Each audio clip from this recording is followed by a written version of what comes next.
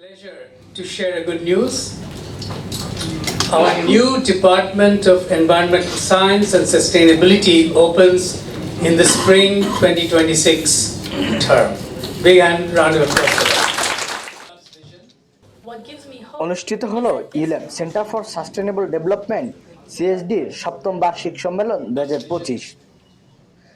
3 দিনব্যাপী এ সম্মেলনের উদ্বোধনী অনুষ্ঠানে দেশ বিদেশ থেকে অংশ নেয় শিক্ষাবিদ, গবেষক ও নীতি নির্ধারকেরা। এবারে সম্মেলনের মূল থিম ছিল স্থায়িত্ব, স্থিতিস্থাপকতা এবং ন্যায় বিচারের উন্মোচন। উদ্বোধনী অনুষ্ঠানে স্বাগত বক্তব্য রাখেন অধ্যাপক ইমরান রহমান। এ সময় ইউল্যাবে এনভায়রনমেন্টাল সায়েন্স অ্যান্ড সাস্টেনেবিলিটি নামে নতুন বিভাগ চালুর ঘোষণা দেওয়া হয়। Our new Department of Environmental Science and Sustainability opens in the spring 2026 term. Big round of applause for that. এছাড়াও প্রধান অতিথি হিসেবে উপস্থিত ছিলেন মৎস্য ও প্রাণী সম্পদ মন্ত্রণালয়ের উপদেষ্টা ফরিদা আক্তার।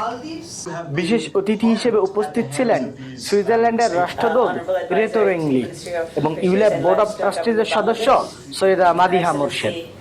এ সময় তারা পরিবেশ রক্ষা ও গবেষণায় সিএসডি এবং ইউল্যাবের প্রশংসা করেন।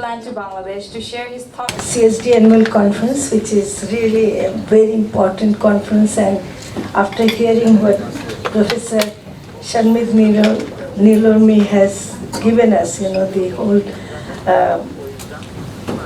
wide level of information on what we are facing today. And I think this is really something very important. So thank you very much for inviting me in this conference. দিনব্যাপী আলোচনায় জলবায়ু পরিবর্তনের ক্ষতি মোকাবেলায় প্রয়োজনীয় প্রাতিষ্ঠানিক কাঠামো ও নীতিগত প্রভাব তুলে ধরা হয়। এছাড়াও স্মার্ট বাংলাদেশ গড়তে শক্তি, খাদ্য ও পানি নিরাপত্তা নিশ্চিত করার মতো গুরুত্বপূর্ণ বিষয় আলোচনা হয়। তো আমাদের এই কনফারেন্সটা একটা প্ল্যাটফর্ম প্রোভাইড করে। এই ধরনের কনফারেন্স থেকে অনেক আইডিয়া বের হয়ে আসবে, যে আইডিয়াগুলো আসলে পলিসি মেকাররা ইমপ্লিমেন্ট করবে। গবেষণা থেকে প্রাপ্ত নির্যাসগুলো ওনাদের কাজে নেবেন। আমি আশা করি যে এই ধরনের অনুষ্ঠানগুলো, এই ধরনের কনফারেন্সগুলো খুব কাজে দেবে পলিসি মেকারদের জন্য। অনুষ্ঠিত হয়ে গেল সিএসডির 7ম কনফারেন্স। আয়োজকরা বলছেন পরিবেশ রক্ষা ও টেকসই উন্নয়নে এই কনফারেন্স গুরুত্বপূর্ণ ভূমিকা পালন করবে। Mahfuzur Rahman, ULAB TV, Dhaka.